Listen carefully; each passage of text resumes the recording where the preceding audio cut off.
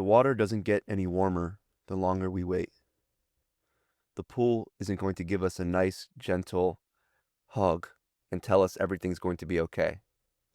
The pool is unknowingly deep, it is unknowingly cold, and we will only know after we jump in what will become of us. I like this reference because it touches on something that I've mentioned before, and that is the wall of fear that exists, and it doesn't exist anywhere else but inside of you. And we have to be brutally honest with ourselves when it comes to our relationship with fear. I've gotten messages from you guys who listen or those who read my writing, and I get a lot of the same questions, and that is, how do I deal with fear? How do I move through fear? And the answer is brutally honest, and it's something that you're not going to want to hear because the level of freedom, the level of relaxation, and the level of peace you are going to have in your life is a direct result of the amount of fear you are willing to move through head on, the amount of discomfort, and the amount of not knowing what lies ahead. That is where your happiness lies.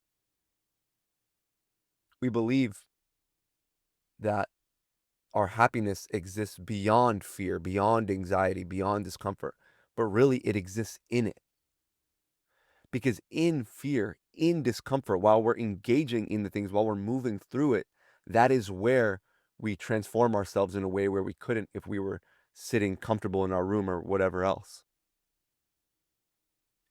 No one is going to come and tell you what is going to happen in the future. Your thoughts, your feelings, none of it. None of it can predict anything, and none of it can comfort you in a way that mental resilience can comfort you. If you want true comfort in life, if you want true relaxation, then you build mental resilience. You build a certain calluses on the fabric of your mind so that you grow a tolerance to fear and you grow a tolerance to discomfort.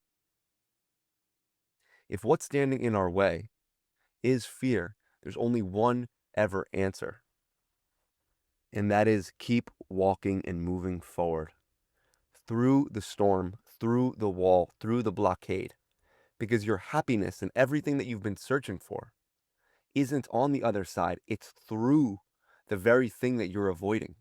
In overcoming those challenges, you find a mental resilience that you now find comfort in. Overcoming difficult challenges makes your life easier in a way that your comfort zone cannot. There's two ways we can go about life. There's two directions. We can go about the comfort zone route, in which we're constantly taking avoidant actions to avoid feeling that fear, avoid going through situations that may incline us to feeling uncomfortable. And we take those avoidant actions in the same way to avoid anxiety, of course, or any situations that may trigger our anxiety. And the other path is when you're sick and tired of it. When you're done playing small, you're done letting fear control your life. It could be months or years that fear has controlled the direction of your life. You do things and you make choices and decisions in your life, not because you want to, and that's the thing you want the most, but rather to avoid the things you want the least. And that is no way to live. We should be making choices out of what we desire and not what we don't want to happen. Does that make sense? Because when you're constantly making the cautious choice, the protective choice, you're living in fight or flight, you're living in fear and survival mode. And this isn't the mode that's going to make you happy. Your body and your mind, they don't necessarily care because we've lived in fight or flight for a long time. And to your body and mind, these imaginary fears and these imaginary dangers, you may as well be living in the forest with lions everywhere. So it's really up to you as awareness, as consciousness, to make the decision to face those fears and to move through discomfort because your body and your mind aren't going to do it for you. They will only support the fuel that you're giving them, the engine that you're sort of playing into and running. We can take this in either direction. Your body and your mind are supporting you unconditionally, basically. And so is reality, so is the universe. You're constantly being supported in the ideas you're giving life to. So when you look to face these fears, something happens in your body, in your mind, and in your reality. Because now all of those things are responding to your bravery.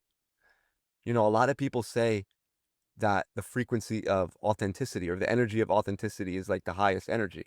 But I actually think an understated energy is that of bravery, because you are basically putting your hands out to reality. In a way, you are calling upon your future and higher self to set ablaze the path that lies ahead of you. You're saying, I will go through any fear, any discomfort that exists within me, because I know if it's inside of me, if it's in my mind, if it's in my body, I can overcome it. I can. As long as the battle, as long as the dance is within, there is nothing you can't do. And we can stay open minded to reality in that way. By setting ablaze our inner self, the journey ahead changes and reality starts responding to us in a different way because we're coming with a new energy, with a new self. I had my lock screen as do it scared for a large portion of my life because that's how important it is. If you can't move through your own fear, then the emotion, that energy, that wall of fear, it's holding every enjoyment in your life hostage. Because even the enjoyment that you get out of the times you are comfortable, out of those little moments where there's nothing to fear and there's no discomfort to face, even those moments are not safe from the energy of fear coming and taking them away from you. I rarely position any sort of mental battle. I rarely feed the narrative of, fighting demons or whatever it is, because you're not really fighting demons, you're fighting a psychological process. And there's another process that we can go about that will rectify and change the mental experience that you're engaging in. So do it scared. How do we allow that to ring in every sort of centimeter of our conscious? And it's by seeing fears, it's by seeing anxieties and difficult situations as opportunities, and more importantly, seeing them as doorways into the reality that we actually want. The difficult thing, the uncomfortable thing, is what you're looking for. I know what you're looking for may decorate itself as success, happiness, or whatever it may be. Any sort of thing that you keep looking for, it's going to be found in moving through difficulty, in facing your fear. That's the sort of, I guess, karma we want to call it. I'm not using karma as a cause and effect sort of way. I'm using it as a sort of unconscious journey we set for ourselves and that we each partake in. All of us have fears, all of us have anxieties. And our school of learning in life, what we want out of life, is going to be mirrored by our willingness and our bravery in overcoming those things. It's going to suck. It's not going to feel good. You need to accept that immediately. Radically accept that the way to feeling good about our lives, the way to feeling peace, the way to feeling happiness and any positive emotion is by moving towards the difficulties. Because imagine this, right? Imagine you're in the middle of an open field, and on one side is the light, happiness, peace of mind, all these good qualities that we can embody and experience in our life. And on the other side is fear, anxiety, darkness, isolation, whatever else. So you're standing in the middle. As you walk towards either direction, the direction you're walking away from is what follows behind you, covering more of that field. And let's imagine that field is your mental state. So if you're in the middle and you start only trying to chase good experiences, only trying to chase experiences that are comfortable and make you feel good and nice and relaxed, that means the darkness, discomfort, and anxiety, that starts to creep in and cover more of that mental space because of what you're avoiding. Because you turned your back to it, because you're trying to escape it and walk away from it, it starts to cover more ground and cover more of that field. But, oh, sorry, before I move on to the light path, the reason this happens is because, like I said, fear and anxiety will grab onto and cling any experience and any situation that we have in our lives. If we remain unwilling to face fear, if we remain unwilling to do things scared and move through discomfort, it's going to trail behind us and cover the things that were once covered by light and enjoyment. Does that make sense? But if we turn the other way, if we were to start in the middle and then we turn the other way, And we walk and we keep walking towards the deepest discomforts, towards the deepest fears. And it's not that we're going into our deepest, darkest fears and discomforts. It's that we're living our lives in no way, shape, or form avoiding them. So we're moving through difficulties. We're going into that place within us that is the darkest and has the most depth of what we've been hiding from ourselves. And we keep moving in that direction towards the darkness. And what happens? The light in the field starts to cover more ground. So now, as a result of our presence, as a result of our bravery and willingness to experience the darkness, now that light starts to cover more of that field, that mental state. It covers more of the darkness. Just like the fear and anxiety clings on to things the more you avoid them, the more you face discomfort and fear and anxiety, the more they become easy to experience. So when you face something really difficult, it makes something slightly less difficult easier.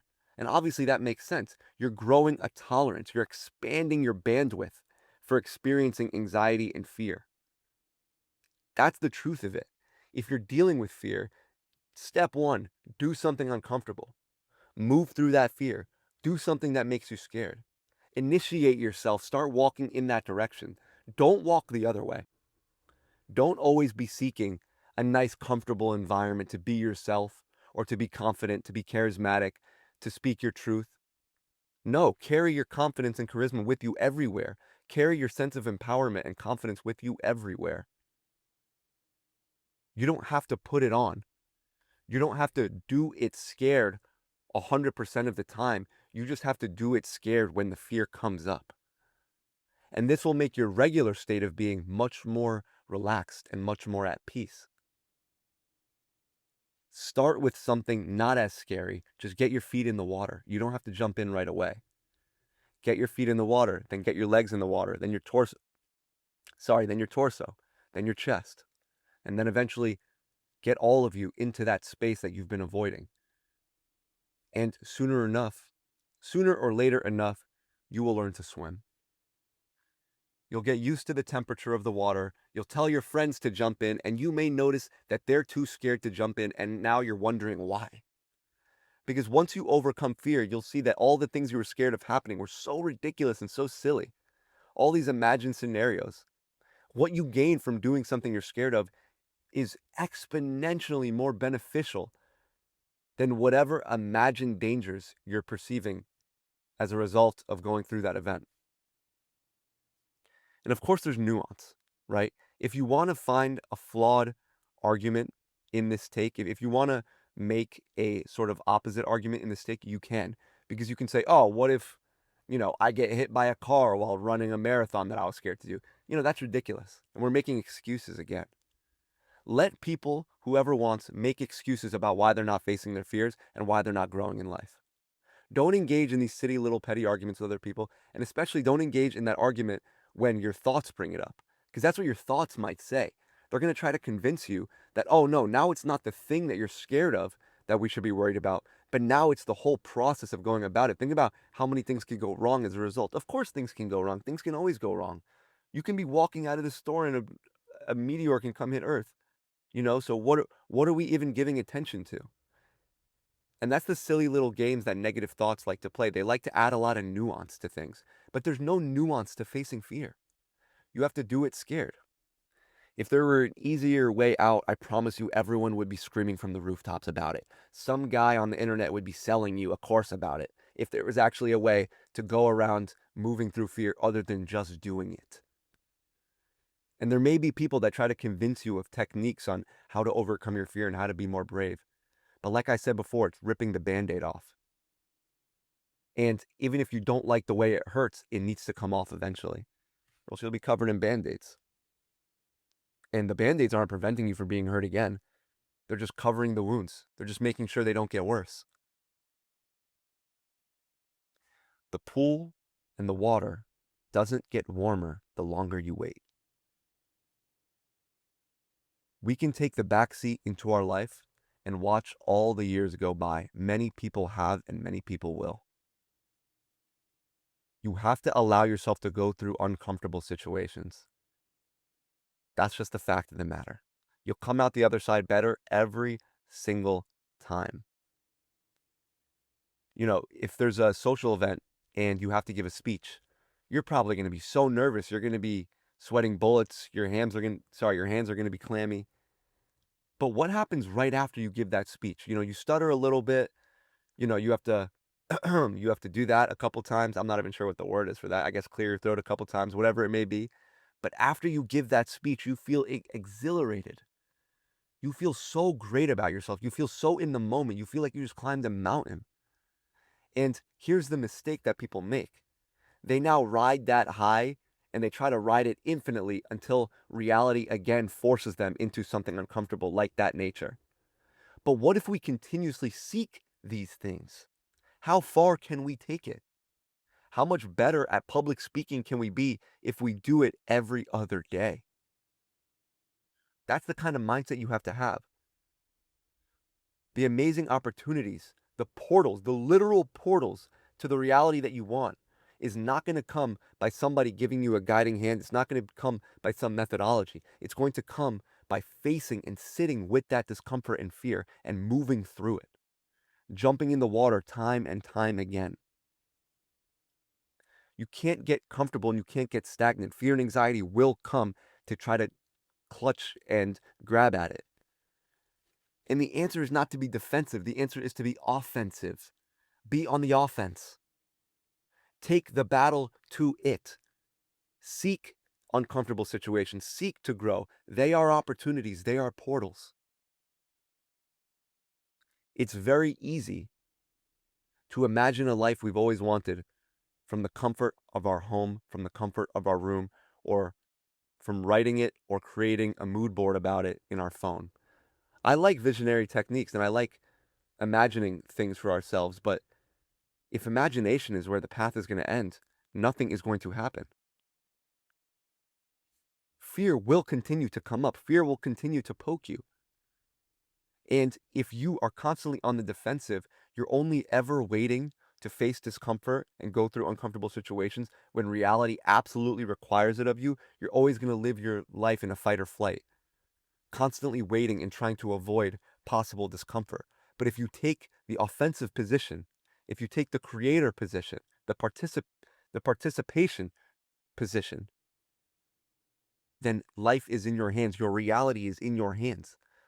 You can be as confident as you want, as happy, as peaceful, as charismatic. Obviously, these are emotions that come and go, they fluctuate. But we can grow our tolerance and our bandwidth. Again, whenever the time comes, whenever you wake up in the morning and you're thinking about your life, you're sitting in meditation, whatever it may be, imagine that field. The more you move towards discomfort, the more you live your life doing what you want and not allowing fear to deter you to a different path, the more you cover everything in light and in peace. You cover these difficult things in peace of mind because you've grown your tolerance to experiencing them. The greater your tolerance, the greater your peace. Remember that. The water does not get warmer. Jump in now. Do it now. Now is all we have. Tomorrow is not promised. Don't take it for granted. The universe and reality will see your bravery. They will, sorry, not they, it will make note of your energy and the new frequency that you're bringing to the table. All you ever needed was bravery and willingness. The pieces and the opportunities will fall into your lap after. Take the offensive position. You can and you will. Don't wait any longer. This could be another video on YouTube, or it could finally be the random video that set you on a path of not being a victim and a prisoner to fear. Live your life. That's it for today's video. I hope you guys enjoyed it. If you're watching on YouTube, thank you, and make sure to like and subscribe as always. If you're listening on Spotify, thank you for listening, of course. Other than that, I will catch you guys in the next one. Peace.